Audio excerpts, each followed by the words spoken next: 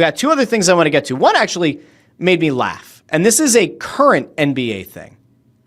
And this NBA thing is also kind of gross because there was a thing going around about how, if you've been keeping up with it, that LeBron James is apparently upset with the Lakers again. Like, for some reason, he's disappointed in the Lakers. He feels like he wasn't fully valued for the sacrifices he made.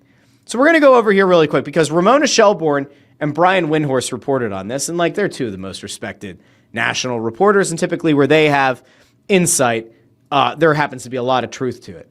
So we're going to go over here really quick because I just want everybody to remember in all those off seasons that you were sitting back kind of fantasy booking like, oh, who would be the best player to add with Joel Embiid and Ben Simmons? There was that time that, the rumor was out there, LeBron was looking at visiting Malvern Prep and all that.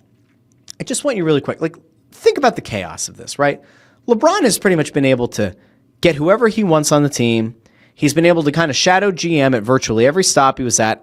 I would say, Miami maybe not as much because Pat Riley, big balls Pat Riley. But like in Cleveland, he was able to kind of dictate what he wanted. Presumably has been able to dictate what he wants with the Lakers. Ramona Shelbourne and Brian Windhorst say that LeBron James apparently felt the Lakers didn't fully value everything he had done while shifting focus to Luka Doncic. So remember, if he is to be believed, right, LeBron claims that he didn't know Anthony Davis was going to be traded for Luka Doncic, and that AD didn't know, and that it was a big surprise to everybody. Okay. Quote, James understood the Lakers taking advantage of an opportunity to pivot to the younger superstar. But from James' perspective, sources said, nuance was sometimes lost during the transition. Doncic had never asked to be a Laker. James, for his part, had chosen LA coming in 2018 when the team had missed the playoffs 5 consecutive seasons, the worst run for the franchise since it moved from Minneapolis. 2 years later, LeBron had helped deliver a 17th championship, a bullshit bubble championship, but a championship nonetheless. So LeBron is upset because he doesn't feel like his sacrifices were acknowledged sufficiently by the Lakers. He's making like $50+ million this year. He's pretty much been able to get whoever the hell he's wanted on his team when it's been at least like somewhat plausible on the free agent market. If he's wanted to see a guy dealt in and out over the course of his career, it's largely happened.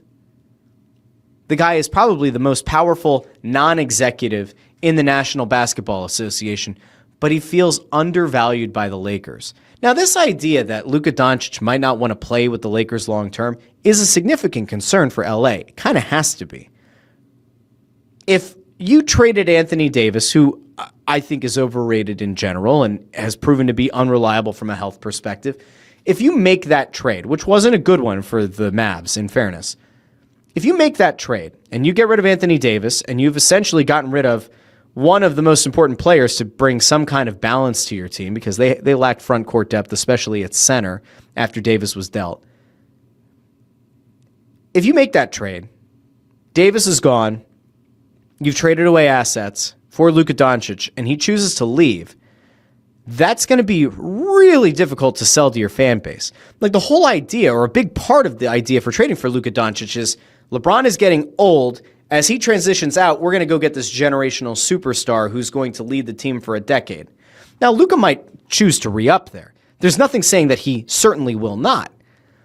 But man, what a mess it would be for the Lakers if they go out and they get this guy in a way that nobody expected them to, right? Because again, Luka's name was not put on the trade block. There were not multiple teams given the opportunity to give their best and final offer. It seemingly came out of nowhere in the middle of the night. If they lose Luka Doncic after this, and they've like in the process kind of pissed off LeBron, it'd be pretty wild.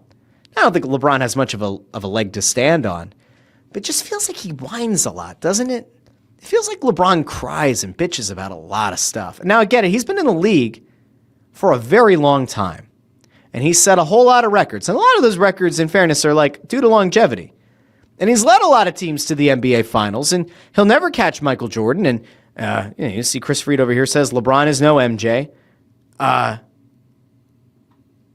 was a time that I thought he would get close, but it just feels like the more time goes on and the more you start to hear about the way that LeBron kind of handles himself when he faces adversity just kind of makes you wonder. Like, kudos to the guy that there have been no major scandals involving LeBron. Like, even in Jordan's heyday, there were accusations of gambling. There were things that were kind of going on in the background where you felt like, ooh, this might not be a perfect person, a perfect role model. LeBron hasn't really done anything that's made you go, ooh, not a good guy. There are just these things that come out where it's like he kind of handpicked his teammates a lot throughout his career. And when it doesn't happen, he's very quick to point the finger. Just throwing it out there.